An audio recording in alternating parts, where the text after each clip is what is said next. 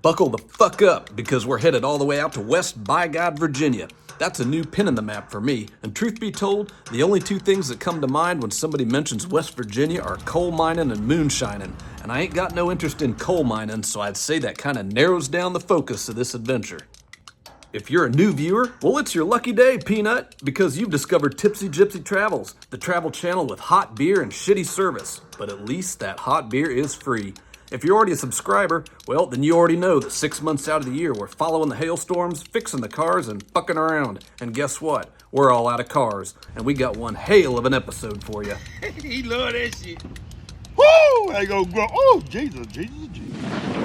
Each spring, when the thunder starts to rumble deep and mean in the west, the temperature drops and the clouds turn that eerie shade of green. Diamonds start falling from the sky. I'm a hail chaser, and this is hail season. That's when guys like me load up their trucks, kiss their families goodbye, and hit the road for 6 months to repair hundreds of hail-damaged cars, using specialized tools resembling medieval melee weapons. We travel all over the world in pursuit of hard work and adventure. Hundreds of us descend on a hailstorm like a siege of pirates, filling up your hotels, restaurants, bars, and breweries. We become a part of your community for months, and each stop on the hail trail becomes our new home. Live this life for a while, and you'll wake up sometimes with no idea where you are, or where you even belong. I'm Mike the Dent Guy, aka MC Norris, published author and hail gypsy, and believe me, I got stories to tell. After working a month in St. Louis, Catfish Brian and I got the call that it was once again time to load up the trucks and hit the highway, this time to the wild and wonderful state of West Virginia, where we were delighted to find a fleet of beat-to-shit Ford Mavericks waiting for us clear back in the woods, where the only sounds were songbirds and the occasional gunshot, and that was a situation that suited us just fine.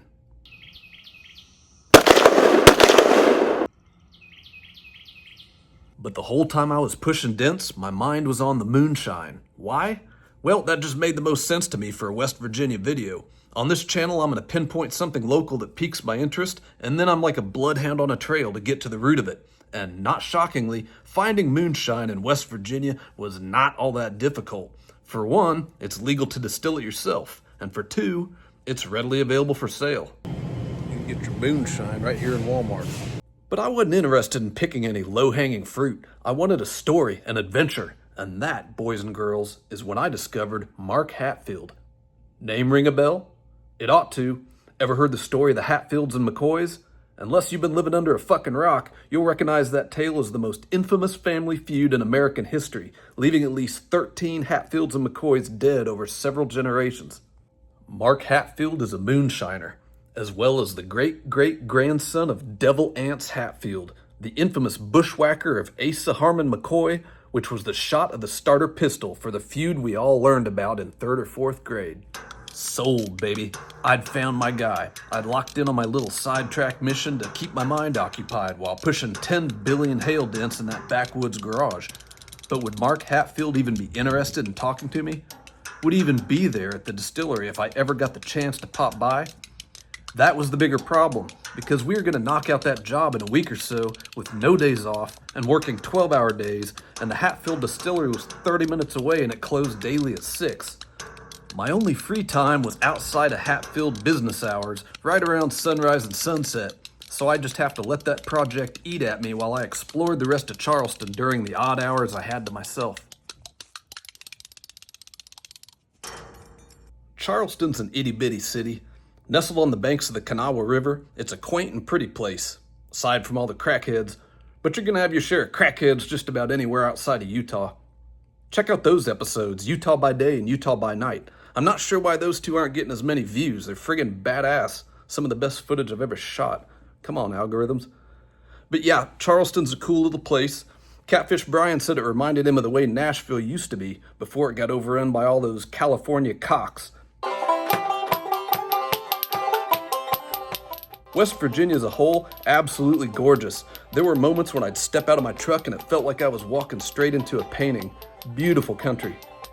But really difficult to film and photograph for all the hills and trees. In order to properly show it to you, I'm gonna have to bust out One-Eyed Willie, the shittiest drone that money can buy.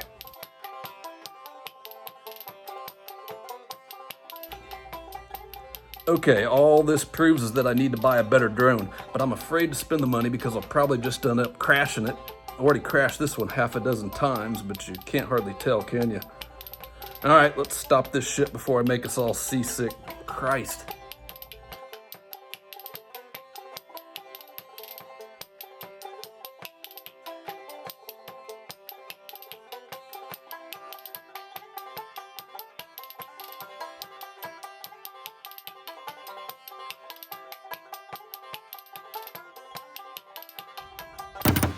Nine days in, and the job was done.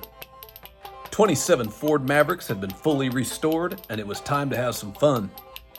The plan was to spend a few days and nights exploring Charleston, and I was finally going to get my chance to drive out to that Moonshine distillery and come face to face with American history. That is when the bottom dropped out. Not 3 hours into our newly acquired freedom, and we got the call. Had to be in Nashville for another hail job, and we had to be there tomorrow. That's how our life works. It's the life we chose. But if you think for 1 second I was gonna pack my ass before meeting Mark Hatfield, well, then you don't know me very well.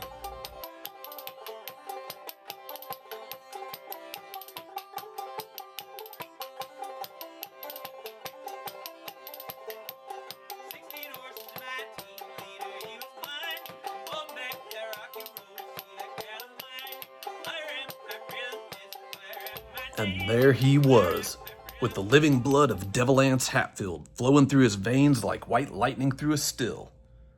Was that too dramatic? Well, okay, smartass. What if I told you that not only was he happy to be interviewed, but he took us both to the back of the house for a full tour, where we got to sample half a dozen or more of his spirits straight from the barrels and totes. He walked us through his whole process and even shared a few secrets, which I damn sure intend to keep, about the Hatfield family moonshine recipe that's been getting folks hammered for 150 years. That dates right back to a window of time when great-great-granddaddy Devil Anse Hatfield was your worst nightmare, if your last name happened to be McCoy. What would you say the body count is now as a result of the feud on your side? Well, as far as the Hatfields, not many. The neighbors. Yeah, they stacked up a little bit. Yeah, well, the neighbors, a lot of them got killed. That's who. Everybody asks me what you think. I think he enjoyed it. I mean, hell, he didn't have nothing to do except drink and carry on. His nickname, Devil Anse, I looked it up on Wikipedia, and they said they weren't sure if that came from his mom or from the war or from what? Well, the people in the militia said he was 6 feet of pure hell. That's where he got the Devil Anse. Okay. And so it was a result of his fighting ability. Yeah. 6 feet of pure hell. That's how the folks on the receiving end described Devil Anse. And according to Mark, he hunted down McCoys because he enjoyed it. Would you say that the feud's over, or is it still some blood there? Well, as far as Randall's people, there's really not many of them left. His great descendants. Now, his brothers and sisters didn't have nothing to do with the feud. And their exact words was, they're not getting their children killed for a crazy man. When Mark mentions Randall, he's referring to Randall McCoy, patriarch of the McCoy clan during the feud. And according to Mark, all McCoys, then and now, carry a gene for mental illness. And any member that's alive today of Randall's descendants will have a disease, I can't pronounce it right, but it's von Hutchinson's disease. And any descendant of his will have it. And it's a bipolarism. He was their great-great-granddad, Randall McCoy, and both of them had that disease. And she says, anybody you meet that is a direct descendant will have that gene in their body. And they always said Randall was a drunk and crazy, so he liked to drink. If he was bipolar, yeah. So I mean that kind of explains a lot right there. Yeah. Yeah, because it wasn't over nothing. It all started really, Well, I shouldn't say that. He killed his brother. But Well, yeah. Yeah, there's only get mad. That's not a big. So that's the true root of the feud, according to Mark. On the Hatfield side, you had a man prone to violence who fought and killed because he enjoyed it. And on the McCoy side, a penchant for heavy drinking and a genetic trait of mental illness. I guess if somebody would have asked me, did the Hatfield and McCoy feud actually happen, I wouldn't have known the answer because I heard about it from like when Mark Twain wrote about it. And you know, he wrote some fiction, some nonfiction, and some blend of the two. But once I found out, not only was it real, but we have a direct descendant, that's pretty amazing to be in West Virginia having a drink with the great-great-grandson of Devil Anse Hatfield. Appreciate it very much. Thank you. That was very cool. Cool doesn't even begin to describe how awesome that experience actually was. Coming face to face with a living vestige of American history. Sipping on moonshine in the heart of West Bygod, Virginia with a Hatfield. It's a relief that the bloody feud has finally fizzled out, but I'll tell you what, if it ever decides to fire back up, I'm most definitely rooting for Team Hatfield.